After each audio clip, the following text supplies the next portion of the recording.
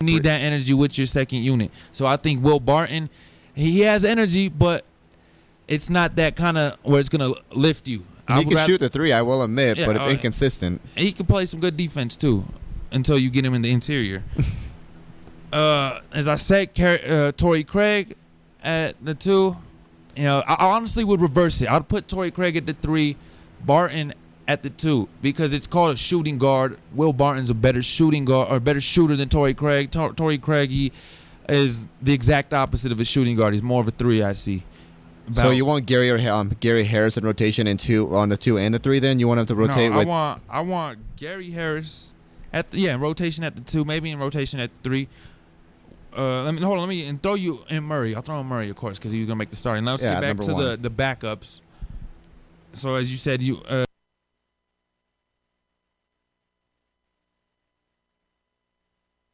What? My favorite kind of pie? I mean, I'd have to go with either apple pie, maybe some Georgia pie. Can't go wrong with some peach cobbler. So, what about you, Miles? I think the elite tier of pie for me would be like pumpkin after a savory meal, aka Thanksgiving. You know, something like that, something sweet with like a little bit of whipped cream or just a chocolate pie, but not too rich. Gotta get my levels up a little bit here. Okay, we're gonna go there. Wrong with Gary Harris. I would have rotating at 2 and 3 because you're gonna be giving some minutes to Michael Porter Jr.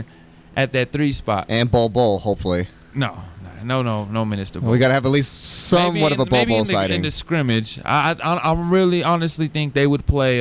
They're gonna play him tomorrow. Like there's no doubt about it. It's a scrimmage. Yeah, they're gonna play. Let him get his experience, and he'll probably get the most minutes out of everyone on the floor tomorrow. Well, they were practicing him. They were, yeah, they're getting him. It's fun because he's getting around the team. He's getting that chemistry around with these guys. That's the most important part, is chemistry with your teammates, man. And he's not playing, so he's lacking a lot of that. But if he can, get with this bubble, I think this bubble is going to benefit Bol tremendously. People can say what they want to say about the Nuggets, but we develop players really well. The Nuggets develop players really well. Yeah, I think the only thing that the Nuggets lack is being able to attract a big-name free agent. The Nuggets are one of those markets where if you're going to build a team, you're going to have to build it through the draft. You're going to have good general management. You can't. But the Nuggets always do a great job of always. I mean, but that's the only thing you can depend, because that's the only way you're going to build a great team. You're not going to build it through free agency. Yeah, there's no not a lot marquee of free agents are going to want to come to Denver. Denver as their number one go-to spot. J.R. Smith, maybe. No. I'm Melo.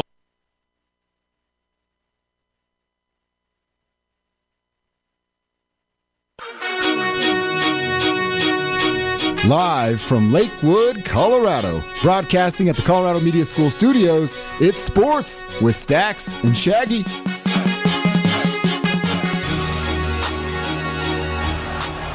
Jokic gives it back. Murray, shot clock to 9. Here's Murray off 1 foot. Oh, goodness. For Jamal Murray, what a shot! In the clutch, off 1 foot. Just walked off under his own power on 3rd down. Locke looking end zone for Sutton. And the diving attempt. Did he get it? Touchdown! What a catch! The first NFL touchdown for Drew Lock, and his parents love it in Denver. Check swing roller. Tulowitzki. Colorado's the National League champion.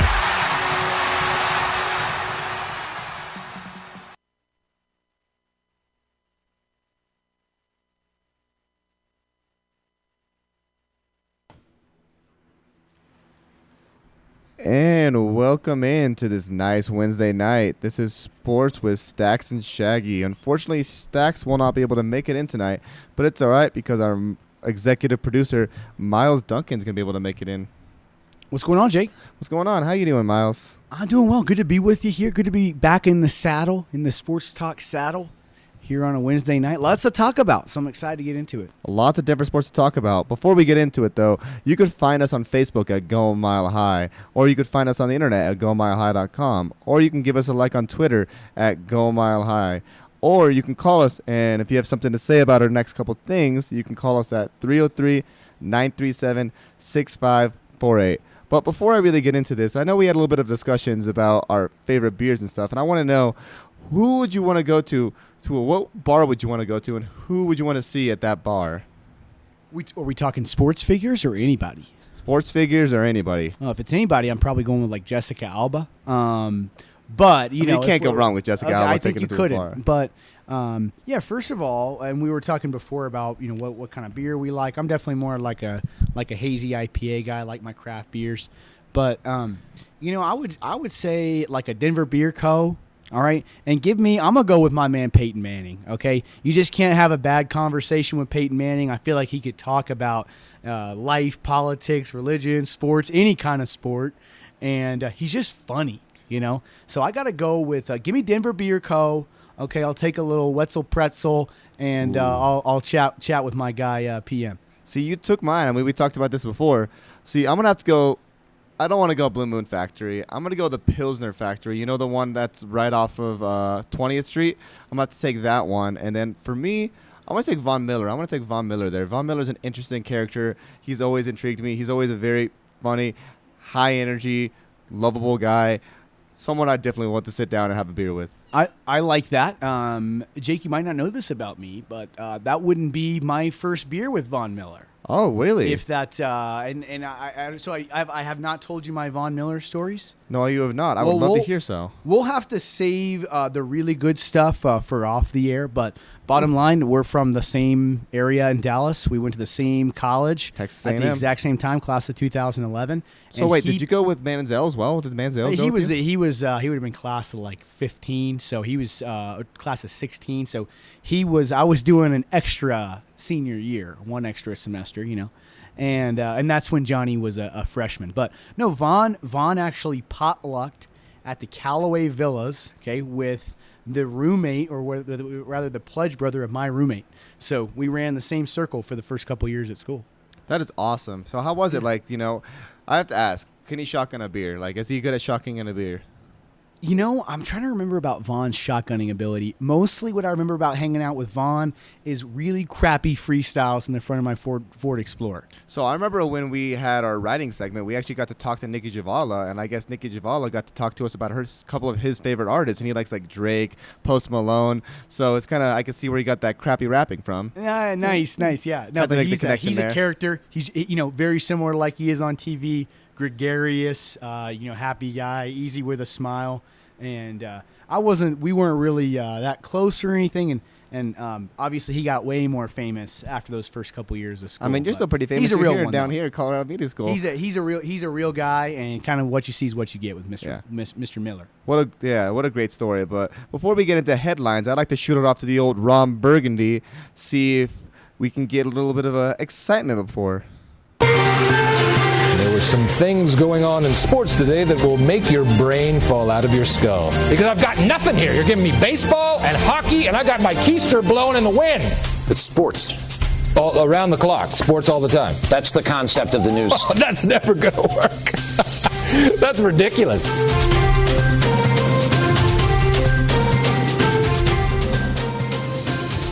I swear, Ron Burgundy never gets old.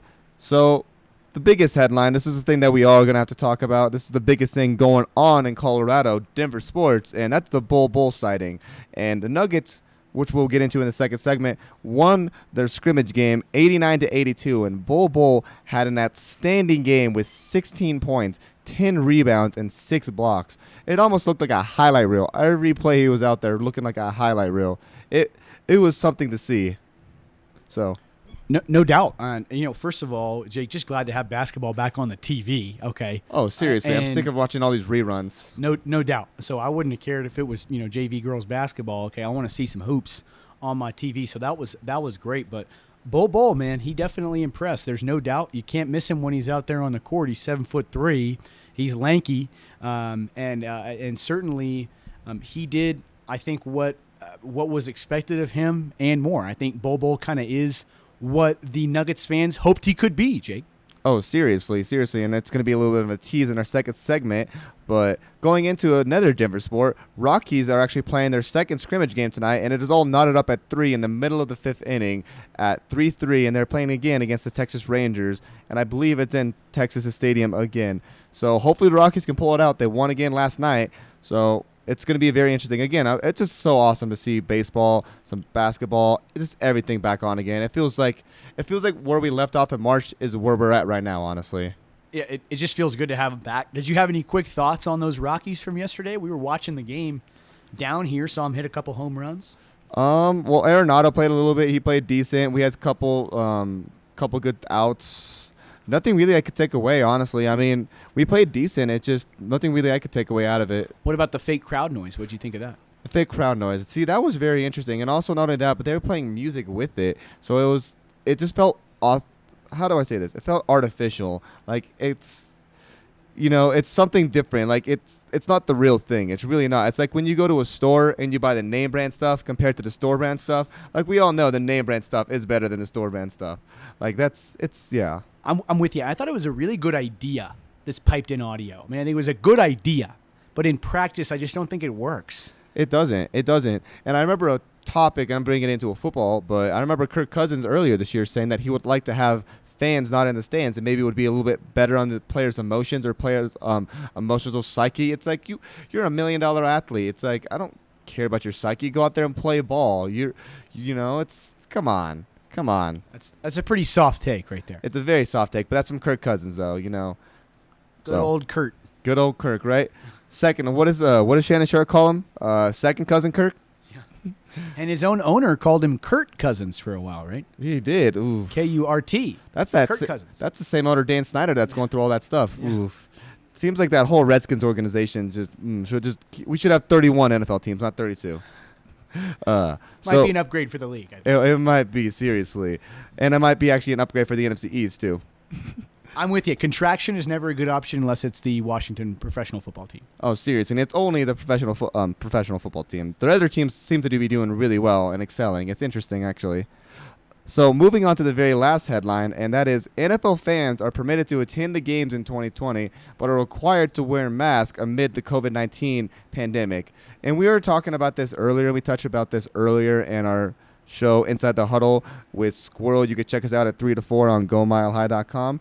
But it was very interesting because we had a lot of things to talk about. First, like tailgating, what's going to happen with that? What are they going to do for outdoor arenas compared to indoor arenas? Like, the chances of you catching it in an indoor arena almost skyrocket compared to an outdoor arena. So are they going to cut down the percentage for the fans, like 10% for indoor and 20% for outdoor? The size capacity of your arena, because I mean the Titans arena only fits like 50,000 people compared to Broncos fitting like 70,000. There's just so many things that are going into it, and so many questions that I had, and there's not enough answers for it. For me, it just feels like the NBA knows what they're doing. They have a bubble. Everyone's down there. Everyone's getting tested specifically. Everyone's safe. They're, no one's leaving the bubble. And if they do leave the bubble, they get in trouble and they're quarantined. It seems like.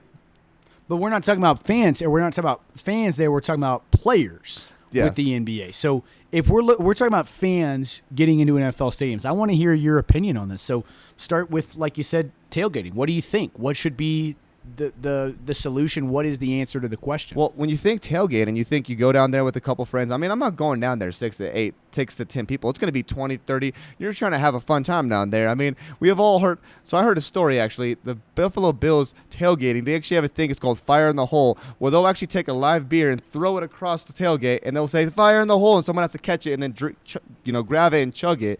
So it's like, they're not going to be able to do those things, and those are things that are built into American and NFL culture for years. Hopefully, they can still crush some tables. Oh, seriously, up there with Bills Mafia. But yeah, go on. But it's just there's so many things. I'm like, yeah, like you said, the tables. I mean, what's going to happen? I mean, I just want to see. All I have to say is I want to see these fans still lighting themselves on fire, like you said, and jumping through the tables and having fun, because that's the tradition of these sports. Honestly, is having the fun, and I'm with you. It's a slice of Americana, my friend. I mean, that's, part of the experience, to your point of going to an NFL game. It is not a white collar crowd. Usually it's blue collar. It's regular people getting rough, getting rowdy, probably getting a little overserved maybe before the game. That's part of the tradition here. And it's part of the experience too. I mean, I remember one time we went to a Broncos game and this guy didn't even have a jersey number on. He had an X across his thing and he had cavemen on the back. And he said, "I'd never wear another man's jersey. I wear my own jersey." And stuff like that where it's like, this is an oddball character, but it's like you never see these people anywhere else but at the games. And it's definitely a sight to see. And if you've never been to a Broncos game, I highly recommend going. It's one of the best venues that they have in the NFL. But we're gonna have to take it to a real quick break here. On the top of the segment, we're gonna be talking some NBA talk. We'll be right back. Every day across this country, hundreds of college radio stations take to the air, broadcasting music and programming that you won't hear anywhere else. It's one of the last places where people can really be able to actually say what they want to say. Without it, you wouldn't have a place for local artists to perform. Certain people need to have a fighting chance, and college radio is that place for it. College radio changes the lives of those who are involved with it and can change those who listen to it too. This is where we start out, from getting all this great experience working in college radio. It makes you want to work in real radio. College radio means finding yourself. It helped me find what I wanted to do in not only school, but in life. So support college radio by continuing to listen to this station and supporting the students who make it happen. College radio, now, more than ever. A message brought to you by this station and the College Radio Foundation. For more information, please visit collegeradio.org.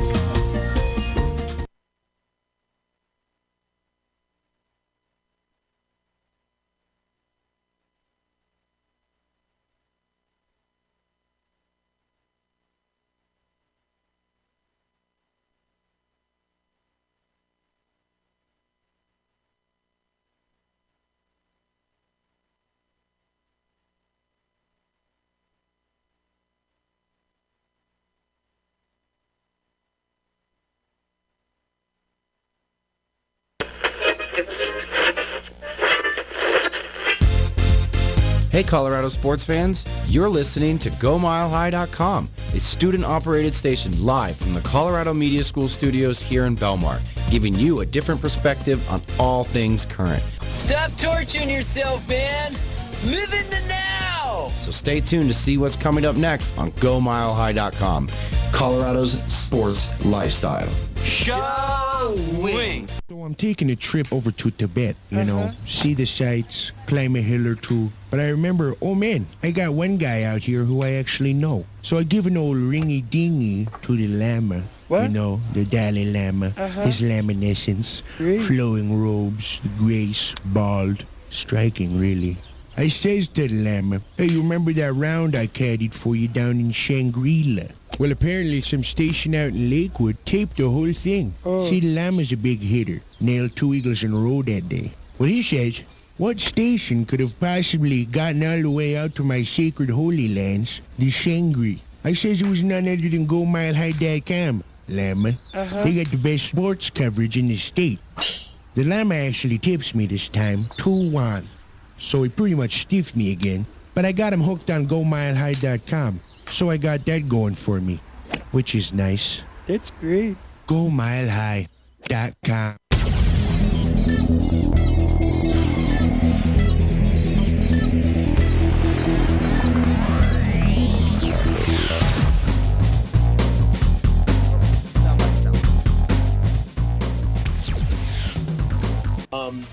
They were looking to make strides in that area. Give me something.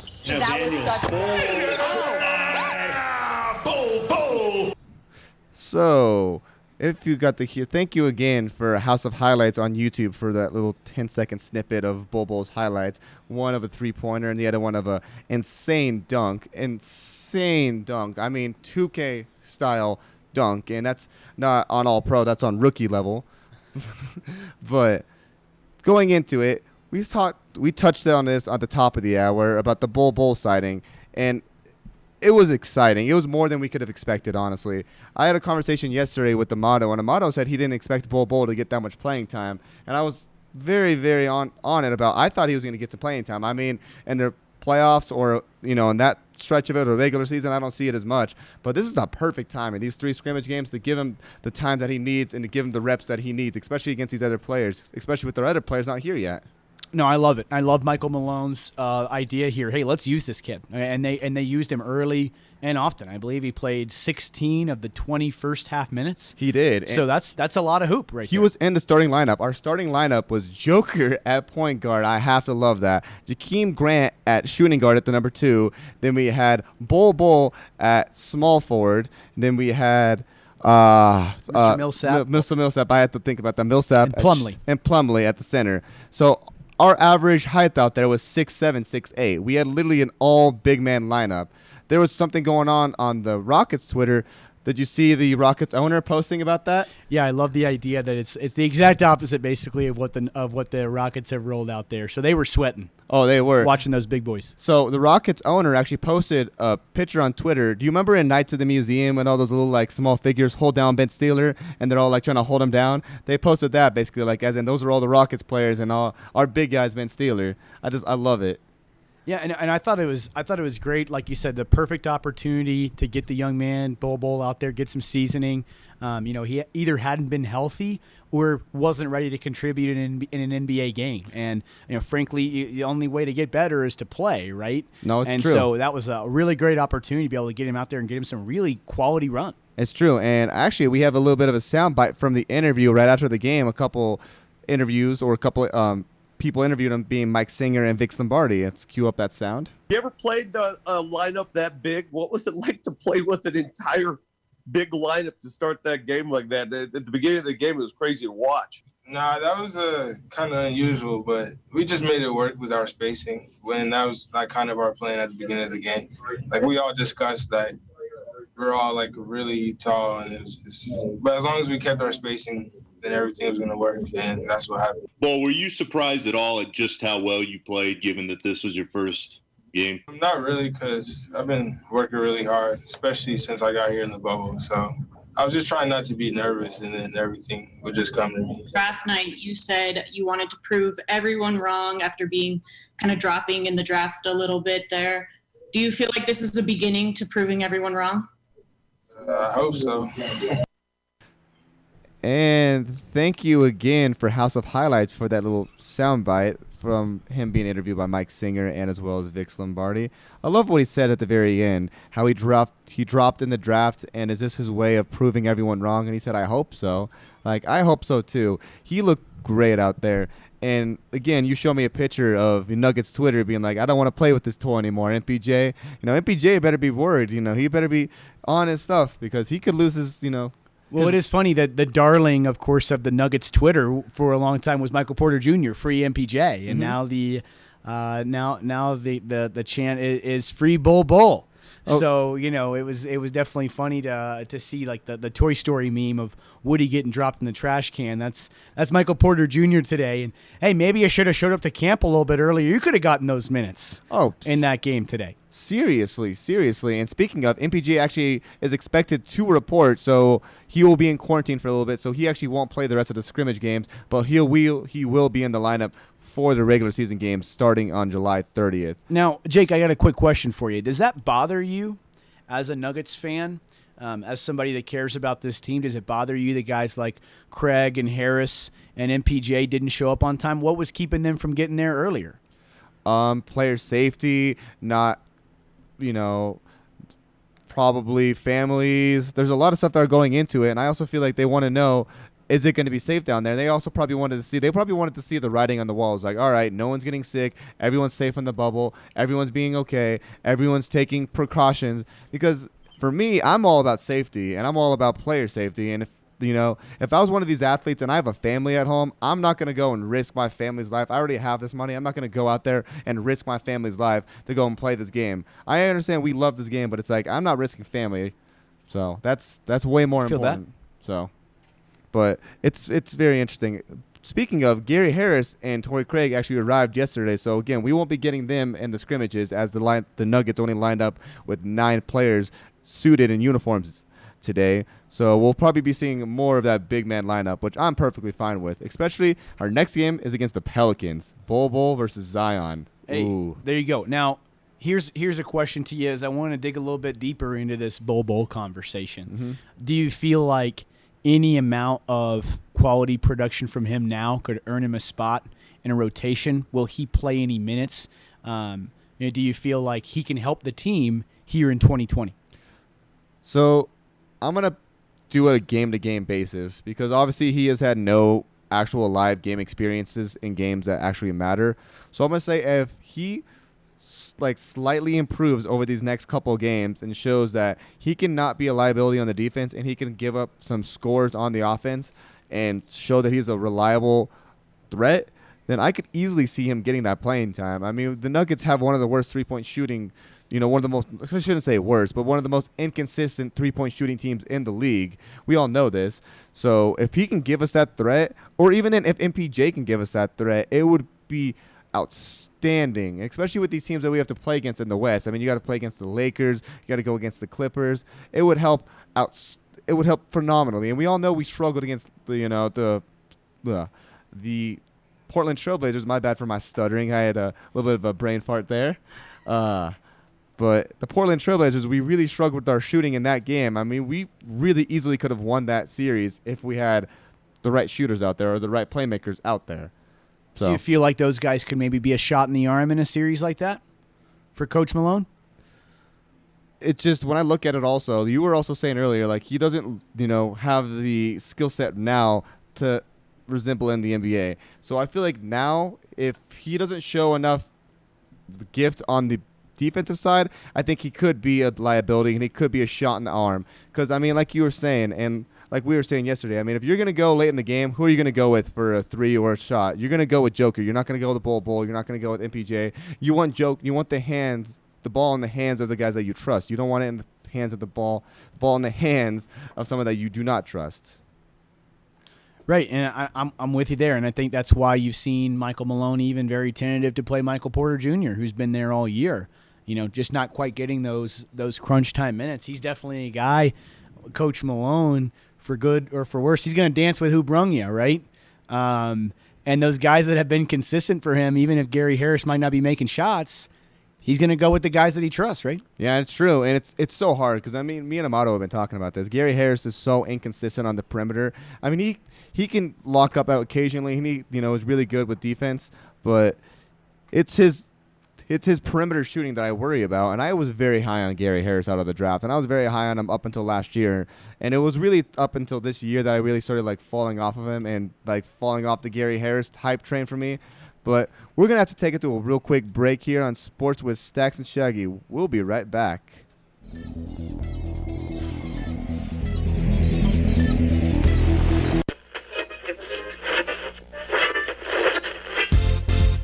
Hey Colorado sports fans, you're listening to GoMileHigh.com, a student-operated station live from the Colorado Media School studios here in Belmar, giving you a different perspective on all things current. Stop torturing yourself, man. Live in the now. So stay tuned to see what's coming up next on GoMileHigh.com, Colorado's sports lifestyle. Showing. Every day, across this country, hundreds of college radio stations take to the air, broadcasting music and programming that you won't hear anywhere else. It's one of the last places where people can really be able to actually say what they want to say. Without it, you wouldn't have a place for local artists to perform. Certain people need to have a fighting chance, and college radio is that place for it. College radio changes the lives of those who are involved with it and can change those who listen to it too. This is where we start out, from getting all this great experience working in college radio. It makes you want to work in real radio. College radio means finding yourself. It helped me find what I wanted to do in not only school, but in life. So support college radio by continuing to listen to this station and supporting the students who make it happen. College radio, now, more than ever. A message brought to you by this station and the College Radio Foundation. For more information, please visit collegeradio.org. I'm taking a trip over to Tibet, see the sights, climb a hill or two. But I remember, oh man, I got one guy out here who I actually know. So I give an old ringy-dingy to the Lama. What? The Dalai Lama, his laminescence, flowing robes, the grace, bald, striking really. I says to the llama, hey, you remember that round I caddied for you down in Shangri-La? Well, apparently some station out in Lakewood taped the whole thing. See, the llama's a big hitter. Nailed 2 eagles in a row that day. Well, he says, what station could have possibly gotten all the way out to my sacred holy lands, the Shangri? I says it was none other than GoMileHigh.com, llama. They got the best sports coverage in the state. The llama actually tips me this time, 2-1. So he pretty much stiffed me again, but I got him hooked on GoMileHigh.com, so I got that going for me, which is nice. That's great. GoMileHigh.com. If you have ever dreamed about being on TV or the radio, listen up. Start your broadcasting career today at the Colorado Media School. You'll have the opportunity to work with and learn from actual on-air talent that work within the Colorado media. Within a few months, you'll know how to engineer, produce, and even host your own TV/radio show. I'm a current graduate, and let me tell you, the Colorado Media School has given me opportunities and internships that have helped me take my career to the next level. So apply today at the Colorado Media School, located at 404 South Uppan Street in Lakewood, or visit us at coloradomediaschool.org.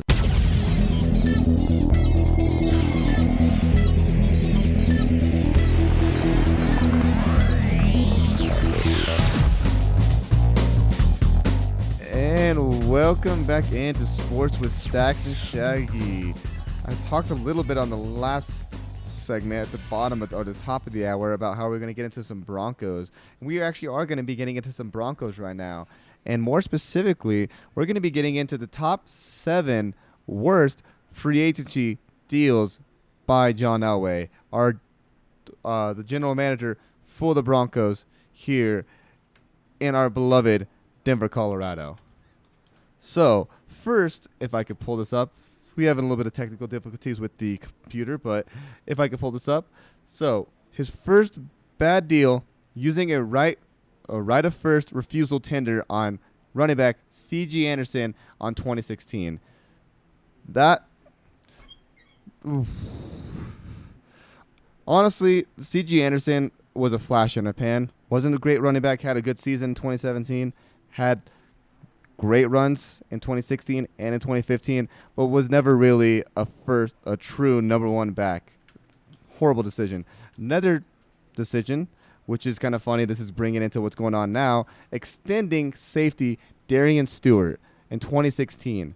This was very interesting because this is exactly what's going on now with Justin Simmons, and I think John Elway saw what happened with Darian Stewart and how he fell off for those last couple of years, and he doesn't want to see the same thing happen with Justin Simmons, so he's probably taking a little bit of precaution there. And Jake, I like that take. That's not really one I've heard anybody say about this Justin Simmons deal. Is Elway maybe a little bit triggered, okay, by a previous bad extension for what they thought was a top safety, right? I think that's an interesting perspective. Now I'm going to ask you: do you think that Justin Simmons is worth re-signing if they give him that deal that he wants? Is he going to end up on this list? No. Or is Simmons a guy that would be a good value for the club?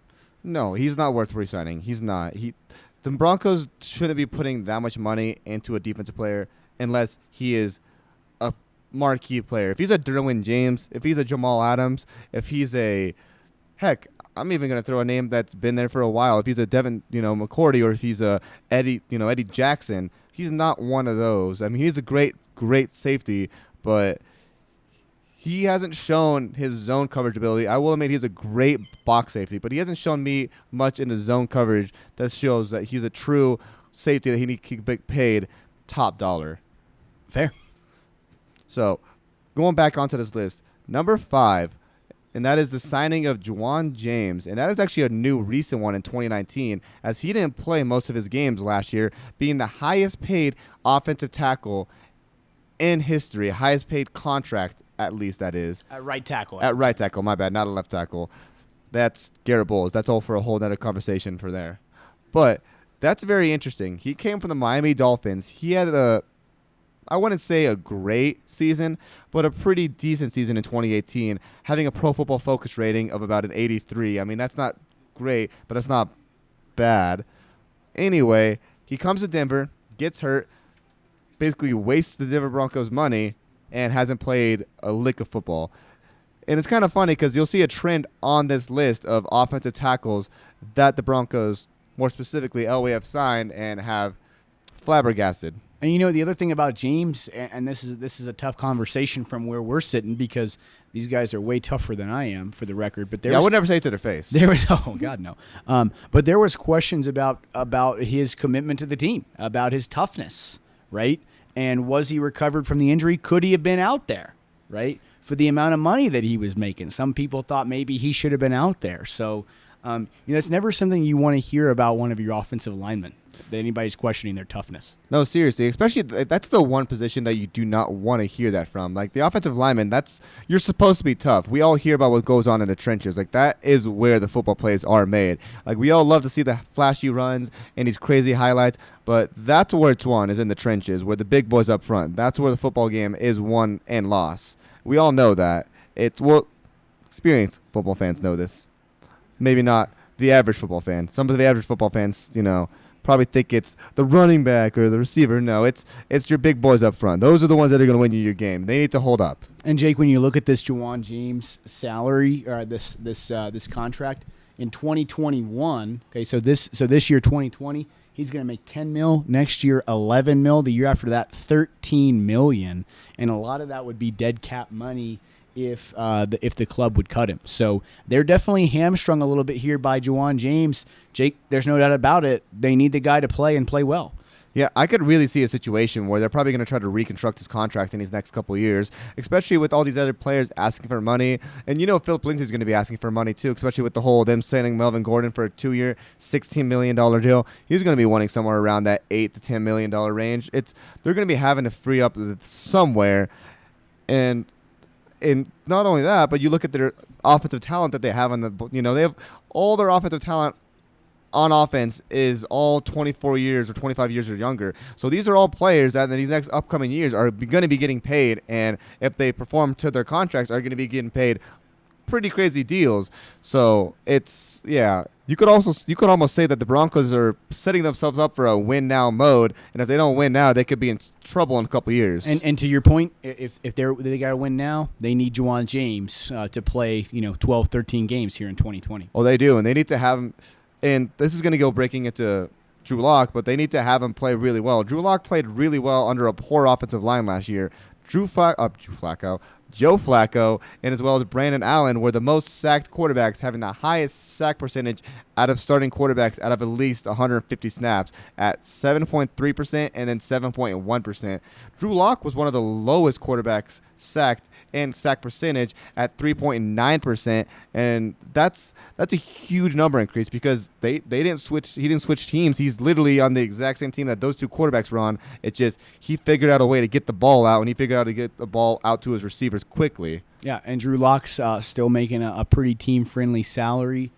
Not the case they had with some previous quarterback signings here in Denver, though. Oh, seriously. And that's actually moving on to the very next quarterback player on our list, and that is the signing of Case Keenum in 2018. And this is actually very interesting because I remember a lot of Broncos fans that I talked to around this time, and they were very excited. You get rid of Trevor Siemian. Everyone thought Trevor Siemian was going to start doing it after his first couple games, and 2016, I remember in 2016, he had that 4-touchdown game against the Bengals. Everyone had high hopes for him. Obviously, that fell through the floor. Then they signed his quarterback, who played fairly well in Minnesota in 2017, taking his team 11-2 to the NFC Championship game, throwing 22 touchdowns to 7 interceptions, having a 98.6 quarterback rating. I don't think I got that last one exactly on the dot, but 98.6 quarterback. 98.3, Jake. Come on. Oh, come on. We're trying to take this stuff seriously, man. You're gonna show up 3 decimals off? I know. That's my fault, Miles. I'm sorry. I'm got to get slack from my executive producer. That's how he's doing. He's teaching us right. He's doing a good job. But anyway, he had that phenomenal season, taking his team all the way to the NFC Championship game. We all remember the Minneapolis Miracle, him beating Drew Brees on a last-second throw, throwing to Stephon Diggs. Incredible play. Signs with the Broncos, ends up throwing for about 3,000 passing yards, 18 touchdowns, and 15 interceptions. Not great of a year following the year prior, especially when he comes and he has 2 really good receivers in Adam Thielen and Stephon Diggs, transitioning to Demaryius Thomas and Emmanuel Sanders. You can't say that he didn't lose receiving talent around him. No, he had some help. Unfortunately, I'm not really sure the Broncos played to his strengths much. He's a guy that really needed to get out on the perimeter, use that play RPO action quarterback game, too, and be able to use some of his athleticism, scooting around the edge and making those throws. But man, the numbers, the drop offs are large. The interception rate was doubled. The QB rating went from 98.3 to 81.2. I'm a big fan of yards per attempt, just in terms of how efficient you are. I think it's about 6 or 7 yards attempt. So he went from 7.5 in Minnesota to 6.5 here in Denver, that's a big deal. They're 1 yard per play on each attempt, so definitely a huge drop off. The question: who was to blame? Was it Case Keenum? Was it coaching? The back of the baseball card, and you actually have a baseball card or a football card for Case Keenum right over there, looked pretty decent. But it did not work out here in Denver. It did not. And it's actually kind of funny that you say that, because that Minnesota Vikings offense, which was led by Pat Shurmur, which is the offensive coordinator for the Broncos now, ran a lot of bootlegs, was running a lot of play action, rollouts that fit with Case Keenum's strong points and really brought him out. I mean, he played phenomenal in Minnesota. We're not taking away anything from him. He's been a journeyman quarterback other than that, but he played phenomenal. And I feel like last thing on Case Keenum, I feel like his only good game here in Denver was ironically week 1, throwing 3 touchdowns and 3 interceptions. I also believe the number one memory that will stick with Broncos fans for the Case Keenum tenure was what play, Jake?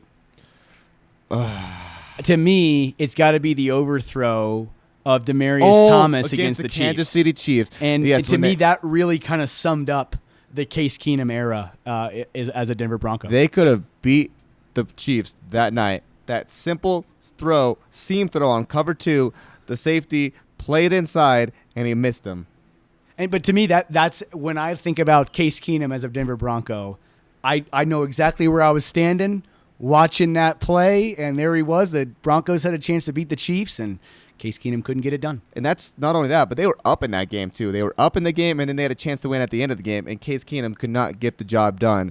And that is actually transitioning into our third player on that list, who is ironically another quarterback, a man that you all know and love in Colorado, a man that you all know and love from the 2012 playoffs, and that is Joe Flacco. Joe Fluco, the man, the myth, the legend. Yeah, and Joe hurting Broncos fans, whether he's on the other team or he's wearing blue and orange. Oh, serious. It works both ways. So my biggest memory of Joe Flacco is definitely that 2012 game, but when I think of that, I think of Raheem Moore. Remember, with his fingers up in the air trying to stop it, Jacoby Jones. That was insane. But my biggest moment for Joe Flacco in Denver, if we can remember that small little era, it'd probably be him being benched, honestly, and taking a lot of sacks. Was the other thing. I actually believed, and I was trying to. I thought the hate went a little bit too far on old Joe last year. They just didn't set him up with the right kind of system to succeed. The reality is, at this point in his career, he's a statue. He's not a guy that can move around. To your point, the offensive line was porous, and he needs a system where he can get to his back foot and drive the ball down the field. I think he's still got a pretty good arm. Oh, he does. I think his arm still works really well. I think it's still a quality NFL arm, but he could not move. No. And the Broncos could not block, and that was a bad combination. As much as our boy Yeti wants to believe that's Joe Flacco's a mobile quarterback, that is the one thing that he lacks. We love you, Yeti. It was just a bad fit here in Denver, I think, as well. And that goes to kind of the bigger point on some of these things is Elway half the time doesn't seem like he realizes what his team needs when he's going out and acquiring these pieces. And I feel like more or less on that piece is I feel like he struggles on the offensive side of the ball, because if you look at all these free agents and as well as if you look at his draft, he really struggles with finding offensive talent, but he really can find defensive talent. Like, I will admit Philip Lindsay kind of fell onto his lap, honestly, but he really struggles finding quarterbacks. He really struggles finding receivers. I mean, Jerry Jeudy was, a diamond in the rough, and as well as Cortland Sutton has developed, but he really has struggled finding these players. I mean, Demaryius Thomas, he wasn't drafted by him. And Jake, another position that's been a struggle for Elway, and I'm teeing you up on the next one here on our list, is offensive tackle. And I think what's amazing, Jake, about Elway's struggle with the offensive tackle position is the guy has tried. It's not like he's ignored the position, right? They drafted it. they spent money on it, and it just hadn't worked out for the club. And I'm glad that you brought that up, because in consecutive years, they signing of offensive tackle Donald Stevenson in 2016 was the second worst. And then very next year, signing of offensive tackle Malik Watson in 2017. So they actually went through a couple years of, oh, well, he's not the guy. Well, he's not the guy. That's bad. And like that's on the other side of Garrett Bowles. So that just shows how bad that offensive line situation really is, where you're transitioning guys at the right tackle every year, and the guy on the left side is not even a good starter. Now, Jake, I will say one thing here. I'm going to give him some credit on a couple guys. He's found some more success on the interior. Paredes was a really good player. Great. And then Dalton Reisner is probably going to be, a decade-long Pro Bowl kind of guy. He's actually from Colorado, too. And that should make life a little bit easier, hopefully, for those tackles. It should. It really should. It's just very interesting. I feel like we should do a list next week, or we should do a list tomorrow because we just did the top 7 worst free agents. We should do the top 7 worst draft picks, even though we all know who's going to be number 1 on the list. But thank you again for tuning in to Sports with Staxxx and Shaggy. We'll be right back.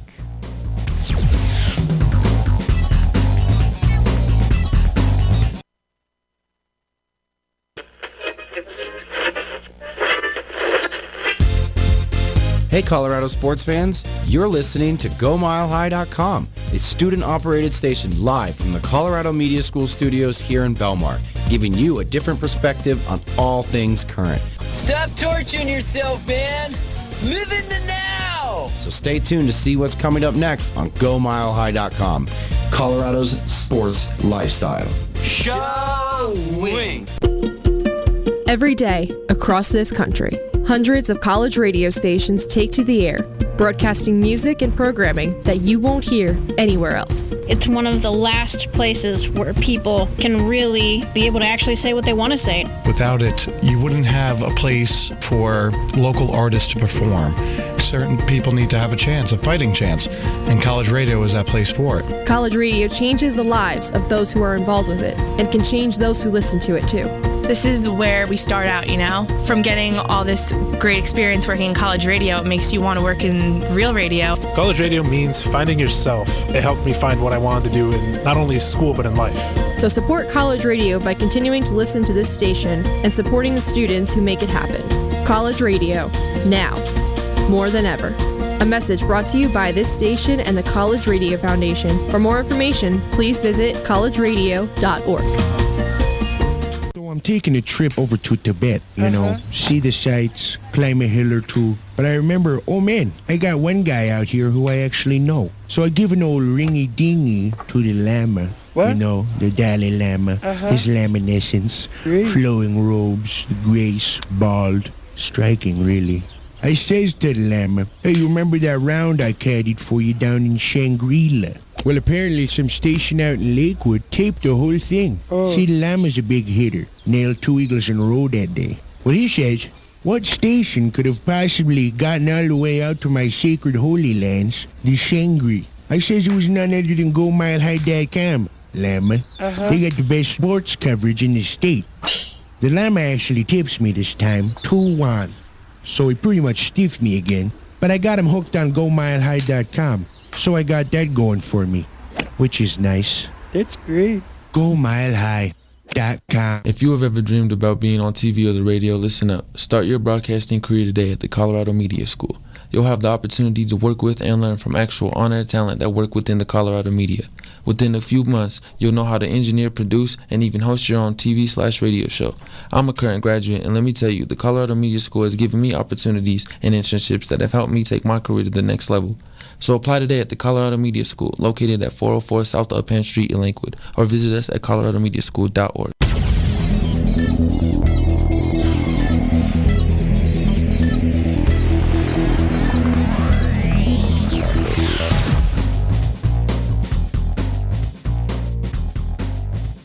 And welcome back into Sports with Staxxx and Shaggy. This is the last 15 minutes of our show. And like every show, I'm so happy to be here, but I'm so sad to leave. I love these things.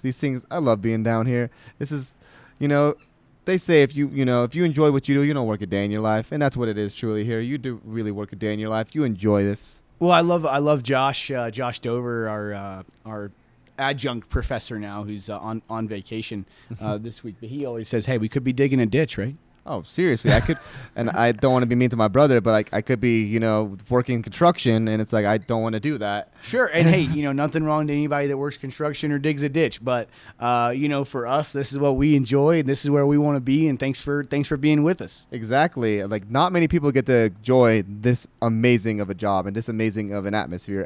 Every day is something new with this, and that's what I want. I want something every day that's something new. And speaking of, we're going to touch about a little bit something old that we all love to talk about, and that's going to be quarterbacks. And that's more specifically quarterbacks here in Colorado that played for the Denver Broncos. And we're going to be picking between the GOAT himself here in Colorado, and that in John Elway, and the GOAT himself who came here from Indianapolis, and Peyton Manning. And who would you rather go for? And for me, it's a no-brainer. I'm going for John Elway. He has the legs. He has the arm talent. He makes people around him better. We all saw what he did in the 80s with those 3 Super Bowl teams. Phenomenal. He brought 3 Super Bowl teams with 3 amigos at wide receivers.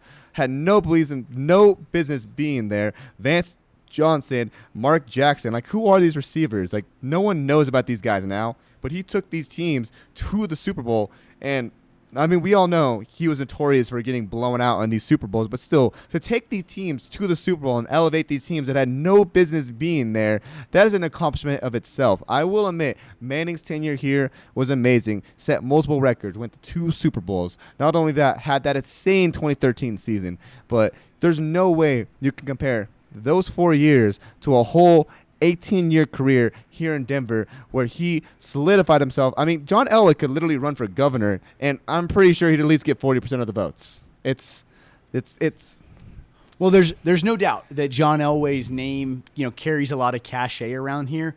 But, for me, that's old money, okay?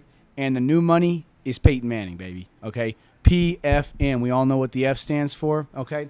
And the guy was a gangster when he was behind center here in Denver, okay? And nobody's been more productive in the history of the sport, basically, than Peyton Manning was during those 2 or 3 years, okay? So I don't think Elway played in an era that you could hit anyone, and I really don't believe that, and I'm a big Brady lover, I don't believe that Manning or Brady could have played in that era where these players are taking shots. I mean, you have Lawrence Taylor literally jumping on Joe Theismann's back and snapping his leg like a twig. Like, that is gruesome. You have barbaric football back in the 80s. You have, like, if you don't slide, if you don't go down, you are getting your head taken off, and you will not remember it tomorrow. Well, there's no doubt, but I really feel the same about football today. Now, obviously, the quarterbacks don't get hit quite like they did then, but I believe Peyton was a guy that was built to last in any era. He played so many consecutive games in modern day football. There's no reason to believe that guy couldn't have done what he did in that era. So you're telling me Peyton Manning can last a hit from Lawrence Taylor or Lawrence Taylor's a whole other ball of wax because that man's probably the scariest defender in the history of the sport. But I would put Lawrence Taylor up against Khalil Mack, up against any of these guys now. I think the sport could be just as violent, just as dangerous as ever. Now, regardless of that, when you look at the production, and I like when I go on Football Reference or Baseball Reference, I like to look at the black numbers. Because the black numbers means how were you compared to your peers?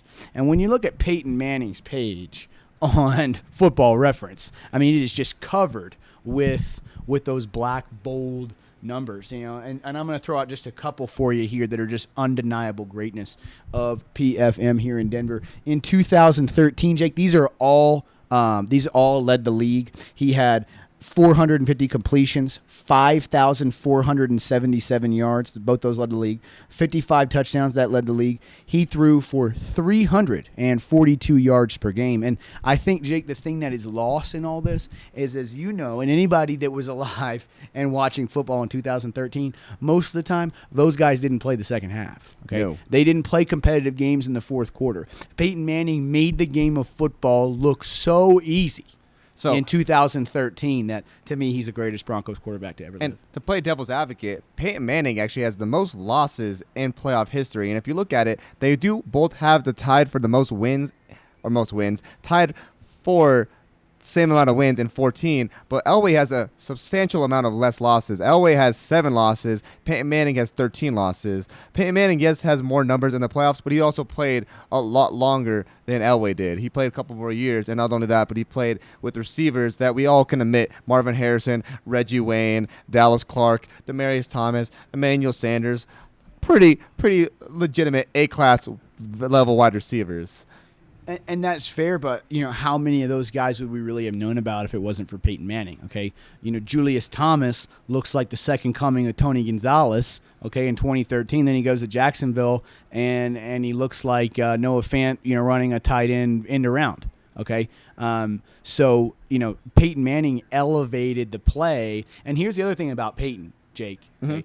When you hired Peyton Manning to be your quarterback, you hired an offensive coordinator. You hired a coaching staff. You hired a play caller. Okay? And you hired somebody that coordinated your entire offense, right? And take that out of the hands of the head coach, just let them worry about what they do. And that had to be such a luxury. So speaking off what you added, adding off of what you said earlier, you said, where would these receivers be without Peyton Manning? Well, the 3 amigos, which were the 3 Broncos receivers back in the 80s, Vance Johnson, Mark Jackson, and Ricky Nattell, these are nobody receivers. These are receivers that maybe 1 or 2 Pro Bowls. Don't say that about our local media friend, Mark Jackson, okay? Hey, they're great personality, but super nice guy. Super nice guy, but nowhere you couldn't hold a candlelight to Mark Jackson next to Marvin Harrison or next to Reggie Wayne. No comparison. Dallas Clark, I'll give him to you. They're great players. So he took players in teams that had no business. These teams had no business being there. I mean, they had the Orange Crush defense for a while, but they had no business being there. And he took him there by himself. Granted, he got blown out, but Manning, same way. Same way. Look at the one time that he went to Broncos Super Bowl. That's the most historic blowout in Super Bowl history outside the Dallas Cowboys blowing out the Buffalo Bills. And it's crazy because that started from the very beginning of the game. No doubt. We all remember the snap over the head, and there it was. It was not a very good Super Bowl for anybody, but especially for Broncos fans. Here's a fun stat. Peyton Manning never led for a single minute in that game and lost. Tom Brady never led for a single minute in that Atlanta Falcons game and won. Well, by the way, you mentioned the playoff losses for Peyton, and it's kind of like if you were a member of the Utah Jazz and you happened to play in the early 1990s. Well, there happened to be somebody else in the NBA in the early 1990s, and that would be Thomas Edward Patrick Brady. Right. Okay. And I would say, because we got our fanboy bootlicker over here for and then Tom Brady. We also have a Luka Doncic. Hey, that's fine. That's fine. We'll both admit to it. All right. Luka and Tom Brady are very much liked on the microphone tonight. Absolutely. But I'd say, hey, Bill Belichick and the dynasty that was the Patriots' dominance in their conference. Definitely took a little bit away from maybe what Peyton Manning. How many titles could Peyton have won? And you could also for Belichick and Tom. You could also say the same thing in the '80s with John Elway with the NFC teams. Though he got to the Super Bowl, but like you said, there was always someone else he was playing. There was a 49ers led team. There was these Giants led teams with Lawrence Taylor, Packers. You had all these teams out here that it's like these are really good, legitimate teams on the NFC. I mean, the NFC went 17 straight years from when the Raiders won the Super Bowl all the way until the Broncos, kind of ironic, AFC West to AFC West. But they went from the 80s all the way till 1998. That's almost 18 years where the NFC won the Super Bowl. And the Broncos won 3 of those Super Bowls. And some of those teams that they lost to, one of them being Doug Williams, the first African-American quarterback to ever win the Super Bowl. The other one being Lawrence Taylor and Phil Simms. Phil Simms having that insane game where he went 24 of 25 against the Broncos, had one of the best completion percentages ever. And then the other one being the blowout of all blowouts when you play against, Montana in the Super Bowl, which anytime you play against Montana in the Super Bowl is not going to be fun. Right. And the other thing, just to put one more check in Elway's box here is you obviously look at what he did as a player, but he brought the city of Denver a Super Bowl as an executive. And that's a big deal. to bring championships in more than one way. And that, but we're talking about quarterbacks here, though. And to tie that in, actually, as him an executive, he actually brought in Peyton Manning. So to tie all this in together, he brought in Manning to win those Super Bowls. So that might be your trump card. I think that's, yeah. I think I might have to hold that one up. But moving on to our last topic of our little Evergreen Wednesdays. What would have happened if Carmelo Anthony never left the Nuggets? This is a big one. And we brought this up a couple weeks ago. We didn't want to use it as a topic because we thought it would be really, really juicy to save. And I wanted to use this tonight. For me, there's so many things that I think of. First, you got to think of when they played against the Lakers in the 2009 Western Conference semifinals or Western Conference finals, and they lost 4-2. Another thing that it makes me think of, the Allen Iverson era, when we had Allen Iverson there and how well we played here. Or another era made me think of is kind of funny. I was going to wear my Chauncey Billups jersey down here when we had Chauncey Billups there. It's just, I think of all these eras where we had with great players here, and we could just never get the job done. But you could relate it to what was happening, again, with the Utah Jazz back in the day. Who else were you playing against? You have to play the Spurs. You have to play the Lakers. You have to play the OKC Thunder. These are all formidable teams that have very good stars in Russell Westbrook, Kevin Durant. You got James Harden, you have you have Kobe, you have all these. The whole West, man, for that entire era. Yeah. Since Kobe or since Carmelo was at Syracuse, the West has been stacked. And I'm going to take a limb, and I'm actually going to say if he stayed here, he wouldn't have won a championship. He would have been a better player than he is known now, and I do believe that he would have done deeper. And my belief into that is Kobe got his Achilles tear in 2013, if I'm not mistaken, right? 2013 is when he got that Achilles tear. Around that time, from 2011, 2012, 2013, 2014, those teams that went to the conference finals were either a Dallas Mavericks team that was led by a Dirk that was on his last breath. And I'm sorry, I gotta talk about your Dallas team. We still got the title. I still got the hat that says champion. So. And not only that, but you beat LeBron, and you have the biggest superhero meltdown or superstar meltdown in that series, which we all love that one. But anyway, if you look at it, it was the Dallas Mavericks and then the San Antonio Spurs going there. I don't see the Nuggets beating any of those teams. I don't see the Nuggets getting past that Mavericks teams. I don't see the Nuggets getting past those Spurs teams. Those Spurs teams, people forget, even though, yes, Tim Duncan was on his last limb and Manu Ginobili and Tony Parker were, they still had Kawhi Leonard, and Kawhi Leonard won the finals MVP for them in 2014. And they actually blew the Heat off in record margins in 2014. Like that series wasn't close, especially after the series before going to Game 7, thanks to a clutch Ray Allen shot, which we're getting off topic, going on all this stuff. But Melo would not win a championship here. He would have a better career, and he wouldn't be known as the diva that he has as much now, but I feel like he would have a way better career, and he would actually be up there a lot quicker for a Hall of Fame contingency, because I don't consider him a Hall of Fame player just yet. Ooh, okay, I got to highly disagree with you there. And the reason why is not because of his NBA exploits, but it is the Olympic gold. That Carmelo Anthony has more than any player in basketball history. Basketball, NBA, basketball Hall of Fame, they consider high school, college, and as well as that. They consider all of that. It's not like the NFL where they just consider what you did in the NFL. They take in high school athletics. They take in college, and they take in – I forgot about that. So, yes, of course, off of that, winning at Syracuse. Yes.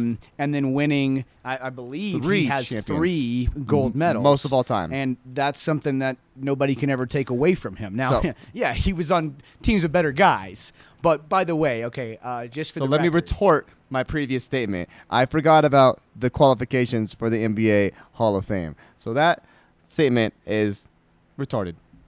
Okay, cool. But I'm with you on Melo was never going to win a title. And I don't think Melo was ever going to win a title no matter where he went. I just don't think Melo is the kind of NBA player that can be your best player on a team that wins a championship. And he's not a player that you want to build around. For me, he kind of he has that star flavor, that star power that James Harden or Russell Westbrook brings, where it seems like he wants the ball in his hand and he wants to use the ball-dominated player. And, I mean, yeah, that's fine, but, you know, if you're not making your shots, you got to give it off to someone else. You got to dump the ball off to someone else that's going to make it, and he was never, you know, he was not about that. I'm with you. I believe Carmelo was one of these guys that said, hey, look, I'd rather average 30 a night and be last in the standings than average 15 a night, play my role on defense, and be in first place. Seriously, and that's the main reason. I mean, you look at this Steph Curry, you know, these led Warriors team. Klay Thompson literally took third fiddle, and he would have games where he'd have, you know, like you said, 10, 15 points a night, but he would do great on the defensive end, let Steph Curry score, let Kevin Durant score. They're number one team in the league, and yeah, but that just shows who's a team player and who's not a team player. Carmelo Anthony is not a team player. He is not.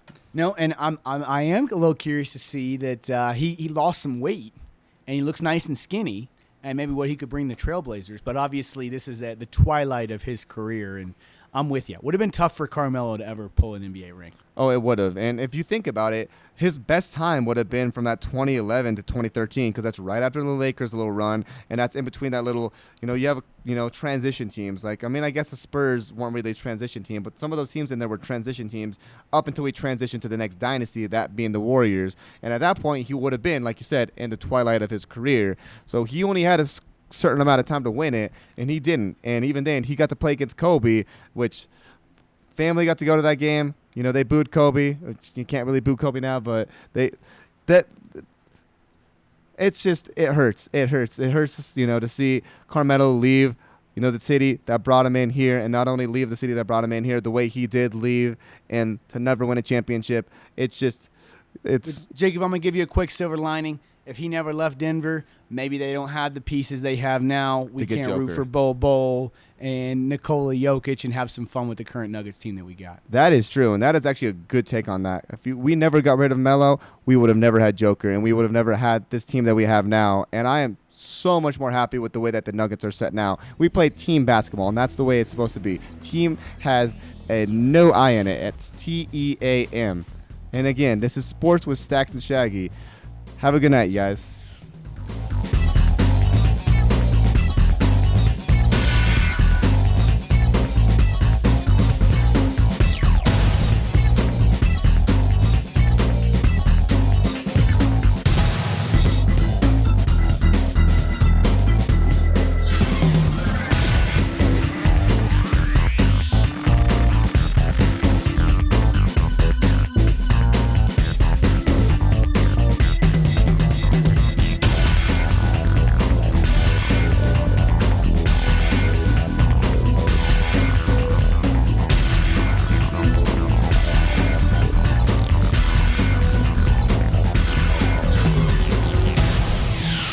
What does it take to be on air? It's not just a personality, though it does help. It takes drive, creativity, passion, and the willingness to develop yourself and truly find what makes you special. At Go Mile High, students are given this chance to become something great. You never know. Someone you're hearing right now could be the next big thing, and you could be the first to know how it all started. So keep listening, because you never know what's next on GoMileHigh.com. Every day, across this country, hundreds of college radio stations take to the air, broadcasting music and programming that you won't hear anywhere else. It's one of the last places where people can really be able to actually say what they want to say. Without it, you wouldn't have a place for local artists to perform. Certain people need to have a chance, a fighting chance, and college radio is that place for it. College radio changes the lives of those who are involved with it, and can change those who listen to it too. This is where we start out, you know? From getting all this great experience working in college radio, it makes you want to work in real radio. College radio means finding yourself. It helped me find what I wanted to do in not only school, but in life. So support college radio by continuing to listen to this station and supporting the students who make it happen. College radio, now, more than ever. A message brought to you by this station and the College Radio Foundation. For more information, please visit collegeradio.org.